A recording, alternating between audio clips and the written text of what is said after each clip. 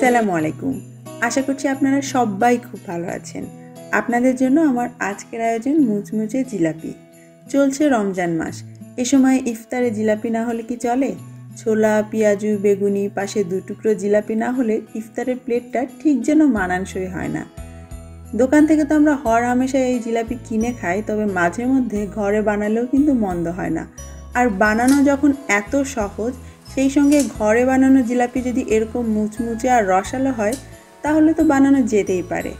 আজকের রেসিপিটা কিন্তু খুবই সহজ আর অল্প কিছু উপকরণে আমি তৈরি করে দেখাবো। তবে আমার চ্যানেলে জিলাপির আরও অনেকগুলো রেসিপি আছে আলাদা আলাদা, আপনারা চাইলে সেগুলো একবার দেখে আসতে পারেন। চলুন তাহলে আজকের রেসিপিতে যাওয়া যাক।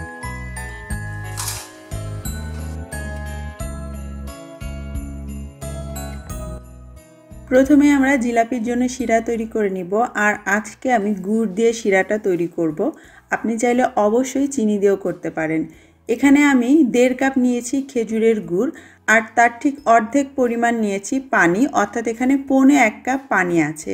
আপনি যদি চিনি নেন তাহলে ধরুন 2 কাপ চিনি নিলে 1 কাপ পানি নিতে হবে।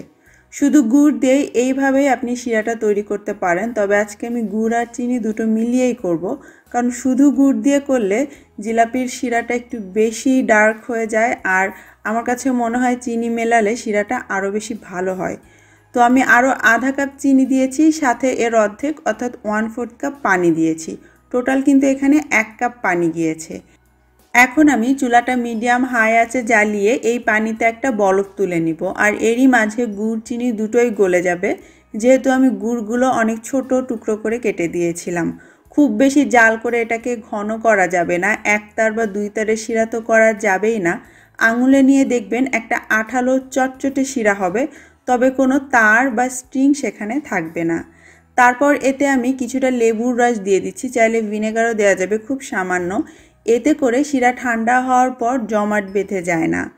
এবার আমি চুলাটা বন্ধ করে দিব, তার আগে দেখিয়ে দিচ্ছি যে শিরার কনসিস্টেন্সিটা ঠিক কেমন হবে। খুব বেশি জাল করবেন না, তাহলে কিন্তু ঠান্ডা হলেও ঘন হয়ে যাবে। আর এই শিরাটা আমরা ব্যবহার করব হালকা গরম থাকা অবস্থায়। এবারে আমরা জিলাপির জন্য ব্যাটার তৈরি করে নিব।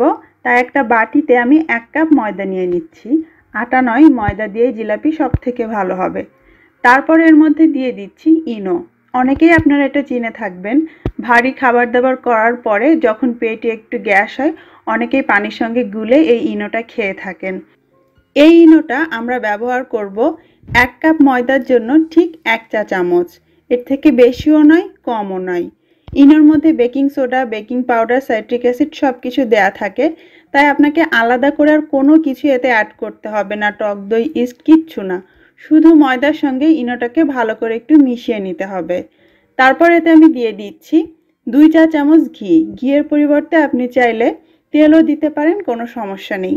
তবে যেটাই দেন না কেন সেটাকে ময়দার সঙ্গে খুব ভালো করে মিশিয়ে নিতে হবে। হাত দিয়ে ডলে ডলে ভালো করে এইভাবে মিক্স করে নিচ্ছি। যখন বুঝবেন ময়দা আর ঘি একসঙ্গে খুব ভালোভাবে মিশে গিয়েছে, তখন এর মধ্যে পানি দিয়ে ব্যাটার তৈরি করতে হবে। 1 কাপ ময়দার জন্য আমাদের ঠিক 1 কাপের 4 ভাগের 3 ভাগ অর্থাৎ 1.25 কাপ লাগবে পানি। ঠান্ডা নয়, গরম নয়, কুসুম গরমও নয়, নর্মাল পানি দিয়ে আমরা ব্যাটার মাখাবো। প্রথম ধাপে আপনাকে আধা কাপ পানি ঢেলে দিতে হবে, তারপর এটাকে ভালো করে একটু মেখে নিতে হবে। তাতে পরবর্তীতে ব্যাটারে আমাদের কোনো দানা বা লাম্পস থাকবে না। যখন মাখানো হয়ে যাবে তখন এর মধ্যে বাকি 1/4 কাপ পানিটা দিয়ে দিতে হবে, এবং এটাকে খুব ভালো করে ফেটে নিতে হবে। জিলাপির ব্যাটার বানানোর জন্য আপনি যদি হাতে ব্যাটারটাকে এভাবে মাখান তাহলে অনেক ভালো রেজাল্ট পাবেন, তবে এগ হুইস্ক ব্যবহার করলেও কোনো সমস্যা নেই। প্রধান শর্ত হচ্ছে এটাকে খুব ভালো করে ফেটতে হবে। মিনিমাম 7 থেকে 8 মিনিট ধরে এটাকে আমি যেভাবে ফেটছি ঠিক এইভাবে ভালো করে ফেটতে হবে। ফেটতে ফেটতেই দেখবেন ব্যাটারটা অনেক স্মুথ হয়ে গিয়েছে এবং ভেতরে কোনো লাম্পস নেই। দেখতেই পাচ্ছেন ব্যাটারটা কতটা ভারী হয়েছে। ওপরে যখন এভাবে ছাড়বেন সহজে এটা তলায় চলে যাবে না, একটা দাগ রেখে যাবে। এবারে এই বানানো ব্যাটারটা আমরা একটা বোতলে ঢেলে নিব। আমি এখানে একটা কেচাপের বোতল ব্যবহার করছি। আপনি চাইলে পাইপিং ব্যাগে করেও কিন্তু জিলাপি বানাতে পারেন। আর জিলাপির ব্যাটার বানানোর পর আপনাকে অনেক সময় অপেক্ষা করতে হবে না, বানানো শেষ সাথে সাথে আপনি বোতলের মধ্যে এটাকে ঢালতে পারেন। এটা একদম ইনস্ট্যান্ট একটা রেসিপি, আপনার যখন মনে হবে তখনই আপনি বানাতে পারেন।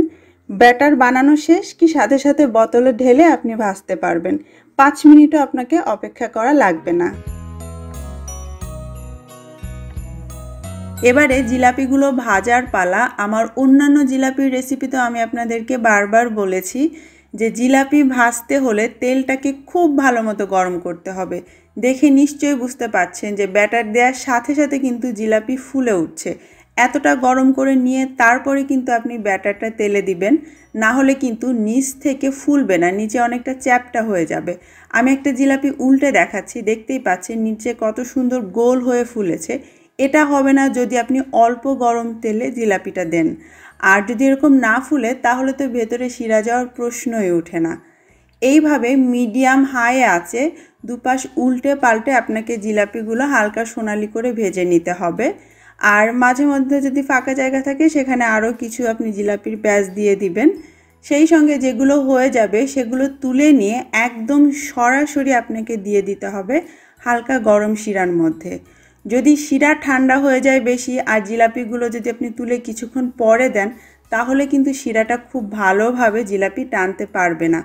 তাই শিরা যাতে ভালোভাবে টানতে পারে তার জন্য প্রধান শর্ত হচ্ছে তেল থেকে তুলেই ঝটপট আপনাকে হালকা গরম শিরার মধ্যে জিলাপিগুলো দিয়ে দিতে হবে আর চুবিয়ে দিতে হবে।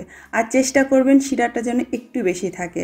আপনারা অনেকেই হয়তো জানেন আমি দেশের বাইরে থাকি, খেজুর গুড় দেশ থেকে আনিয়ে নিই, তো আমার কাছে গুড়ের পরিমাণ খুব কম থাকে, যক্ষের ধনের মতো আমি সেগুলো একটু একটু করে ব্যবহার করি, তাই আমি শিরাটা কম করেছি। তবে আপনারা চেষ্টা করবেন যাতে জিলাপিগুলো একদম শিরার তলায় ডুবে থাকে, তাতে করে অনেক বেশি ভালো করে জিলাপিগুলো শিরা টানতে পারবে। আর শিরা থেকে তুলে তারপরে আপনার পছন্দ মতো কোনো পাত্রে এগুলোকে সাজিয়ে নিন। ব্যাস তৈরি হয়ে গেল ভীষণ মজার জিলাপি। আর গুড়ের শিরা হওয়ার কারণে এটার স্বাদ তো একদম লাজবাব। একটা জিলাপি আমি আপনাদেরকে ভেঙে দেখাই।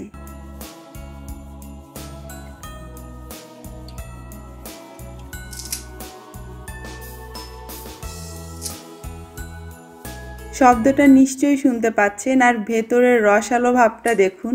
কি যে মজার এই জিলাপি, বিশেষ করে যদি গরম গরম হয় তাহলে তো কথাই নেই।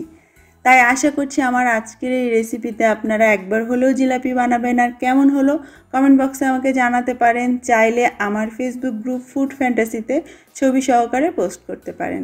সবাই ভালো থাকবেন, বিদায় নিচ্ছি, আল্লাহ হাফেজ।